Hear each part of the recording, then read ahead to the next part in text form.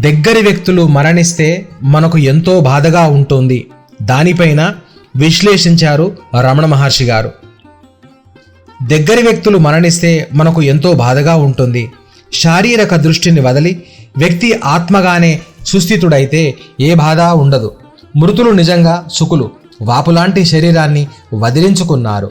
నిద్ర తాత్కాలిక మృతి, మరణం దీర్ఘ నిద్ర. మృతులను గురించి శోకించుట వారి ఎడల నిజమైన ప్రేమకు సూచకం కాదు.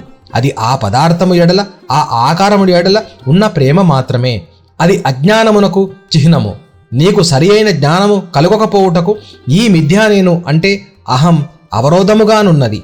ఈ మిథ్యా నేను ఎక్కడి నుండి పుట్టుచున్నదో తెలుసుకొనుము. అప్పుడది అంతర్ధానమగును. అప్పుడు నీవు నీ నిజ స్వరూపముతో అనగా కేవలము అస్తిత్వముగా అంటే పరమాత్మగా ఉందువు. ఆత్మగా సుస్థితుడగుట పెద్ద కష్టమేమి కాదు.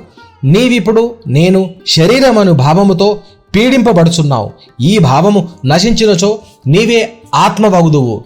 దేహమే నేను అంటే దేహాత్మ బుద్ధి అను భావన మనస్సు బహిర్ముఖమైనప్పుడు మాత్రమే కలుగును. వ్యక్తిత్వము అంటే అహం లేనిచో మానసిక వ్యావృత్తి అంటే తలపుల విజృంభణ ఉండదు. వ్యక్తిత్వము మనోవృత్తుల సహజీవనం చేయించబడును.